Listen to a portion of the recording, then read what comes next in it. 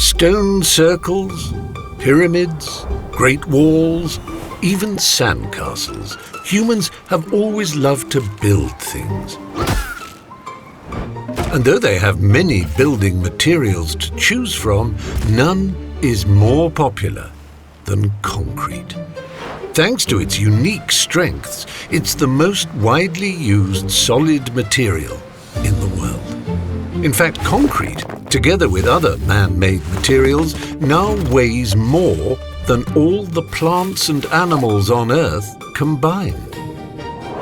Unfortunately, concrete production releases harmful greenhouse gases and accounts for 8% of global carbon emissions. If concrete was a country, it would be the third biggest polluter on the planet. So, if humans want to build a cleaner world, they're going to need solutions. And green concrete is the key. Primitive forms of concrete were used to make floors over 10,000 years ago in the Middle East. But the first to truly master it were the ancient Romans, who used it to build the Pantheon, which remains the world's largest unreinforced concrete dome to this day. Unfortunately, the secrets of concrete were lost to the sands of time. It took until 1824 before British bricklayer Joseph Aspdin rediscovered how to make cement, the key ingredient in concrete, while mucking about in his kitchen, and he paved the way for a concrete that could rival that of ancient Rome. Today, humans produce 30 billion tons of the stuff a year. That's enough to pave over Austria with 6 inches of concrete every year. And with demand growing, so are emissions. But how exactly does concrete generate CO2 anyway? Well, concrete is essentially an artificial rock. Like a sandcastle, it's made from sand, plus gravel and water.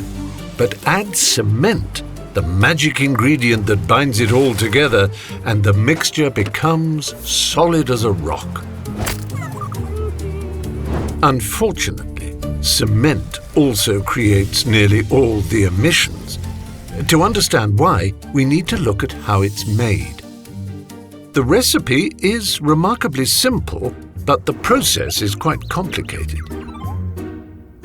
First, take a generous portion of limestone, which is usually made of the shells and fossils of sea creatures that lived millions of years ago.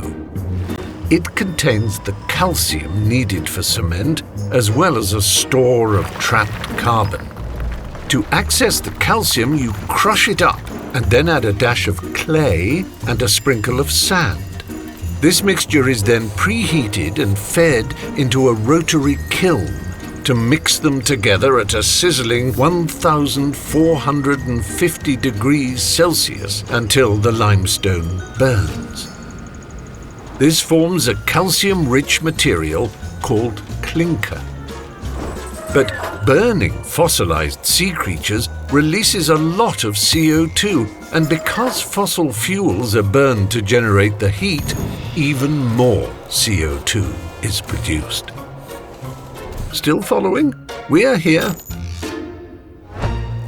Next, mix the clinker with gypsum and other additives, then grind them together in a grinding mill to produce cement powder. All that's left to do is mix the cement with water, sand, gravel and other aggregates, and voila! You've made concrete, along with a whole bunch of pollution. And as you can see, most of the emissions come from producing cement, with the biggest chunk produced by burning all that limestone. In fact, every 1,000 kilograms of cement in the mix produces 900 kilograms of CO2. So how can humans reduce the emissions of their favorite fake rock? Well, there are several solutions available. The easiest solution in the short term is simply using concrete more efficiently. At the moment, most structures are built with a lot more concrete than they actually need.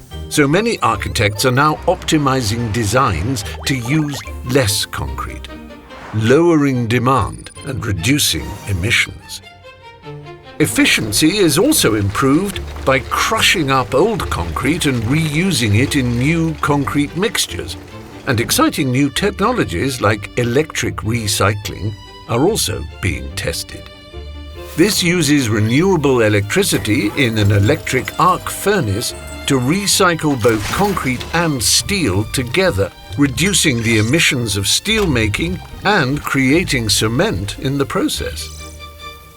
Better yet, this cement is theoretically zero carbon.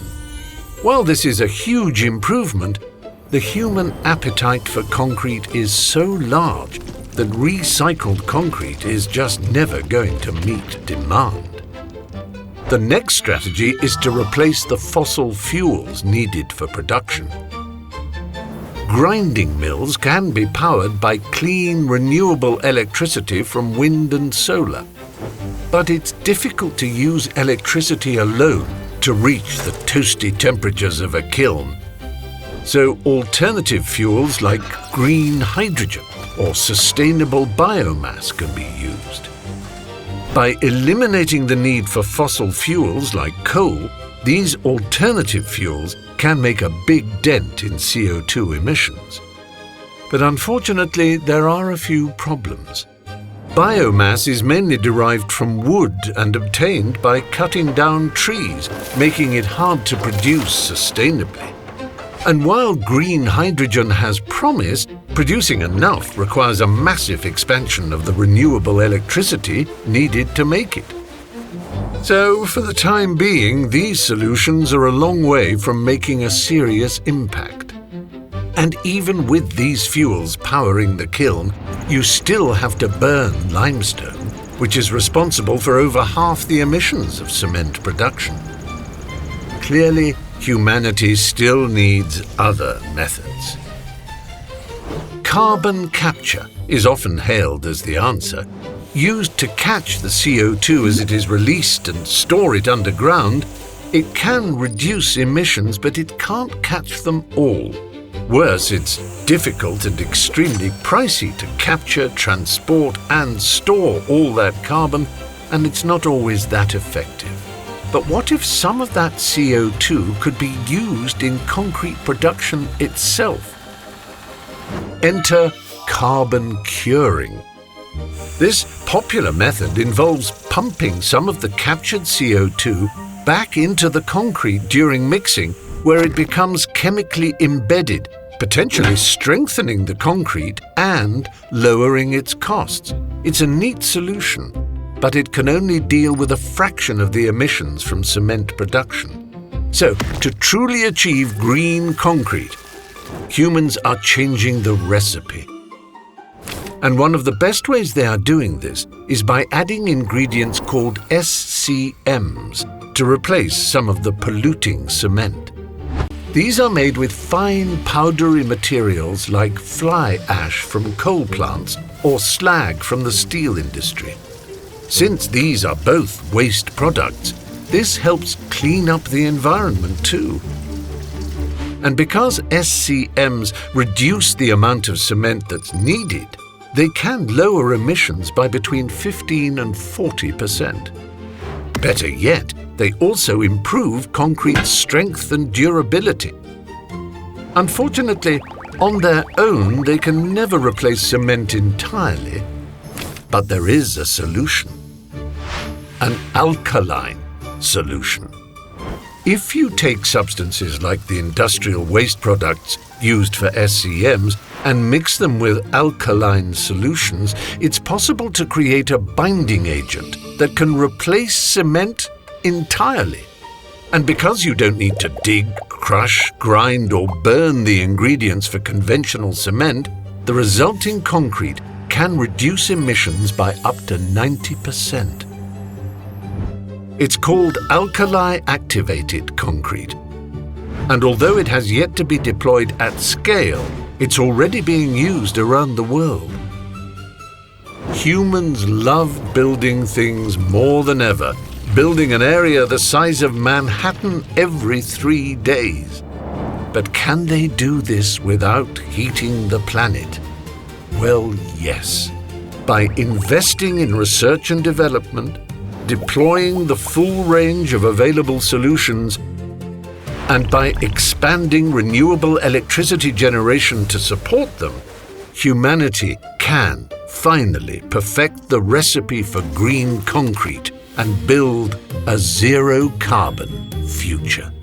Please spread the word about climate change solutions by sharing this video and like and subscribe if you would like to see more. Thank you.